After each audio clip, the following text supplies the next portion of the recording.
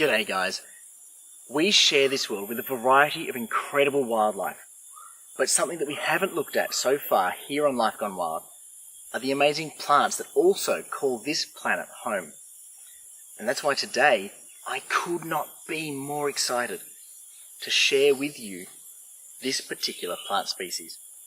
Now this species is a member of the family that also contains the species that grows the largest flower known in the world, growing over 1 metre in diameter and weighing up to 10 kilos. That is massive. We're incredibly lucky though, because these flowers don't bloom for long.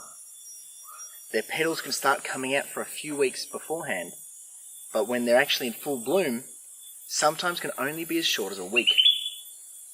So for us to be here now, when this flower is in full bloom, I'm so excited to show you this.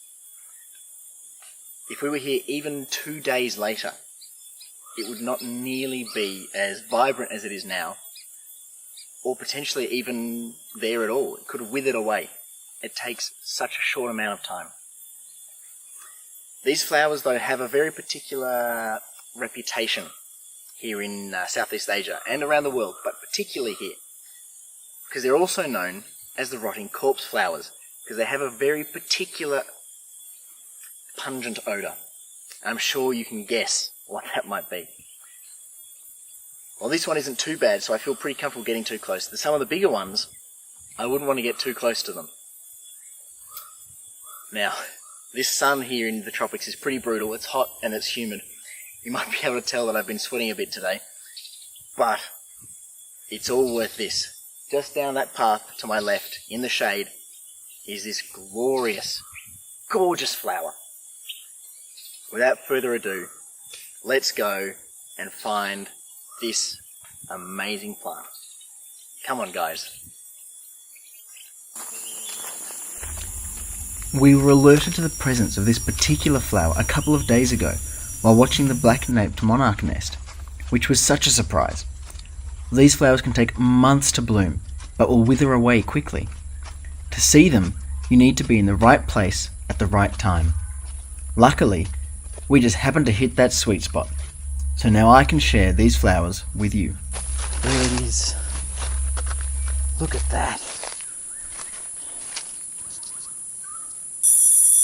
This here is a Rafflesia, a member of the family that has the largest flowers in the world.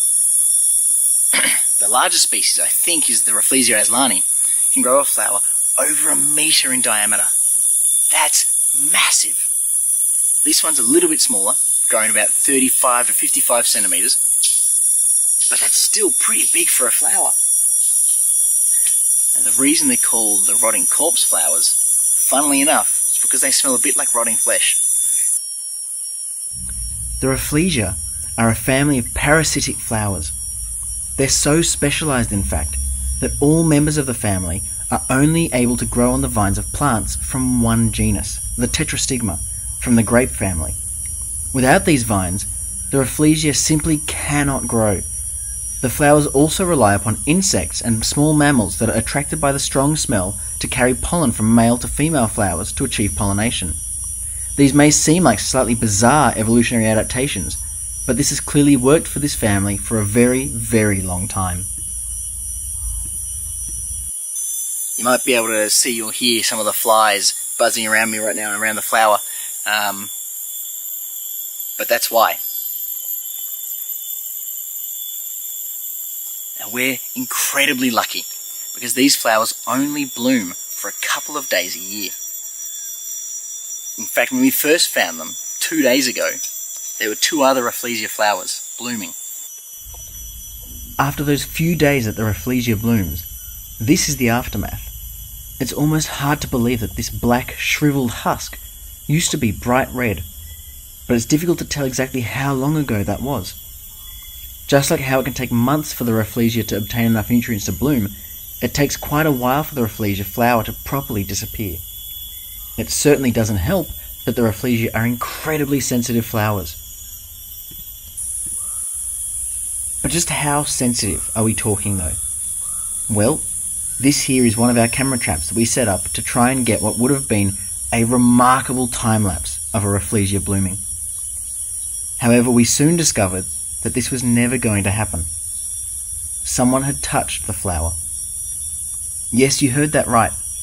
Just touching the petals of the Rafflesia will cause these flowers to wilt and die, unable to deal with the bacteria from our hands. This has been creating issues across the region as tourists try to take photos with these impressive flowers. Sadly, this flower here fell victim to this. Our setup was too late to protect it.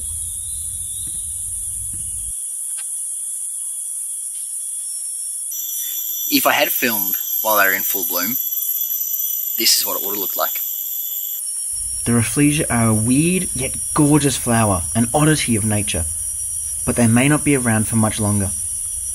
All 28 species of Rafflesia are threatened with extinction, though almost none are listed by the IUCN. The rainforests and as a result vines that they rely on are disappearing across Southeast Asia. Peninsular Malaysia is one of their last strongholds.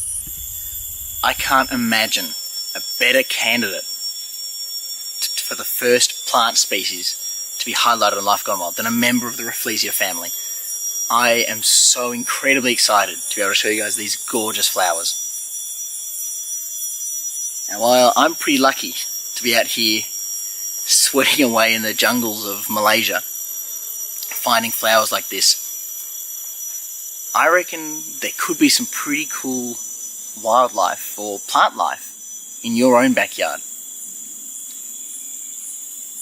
So go on, get out there, get wild, and you never know what you might find.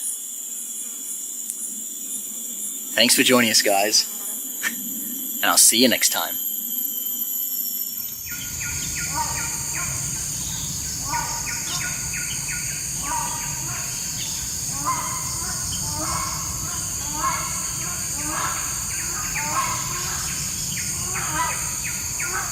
Wow.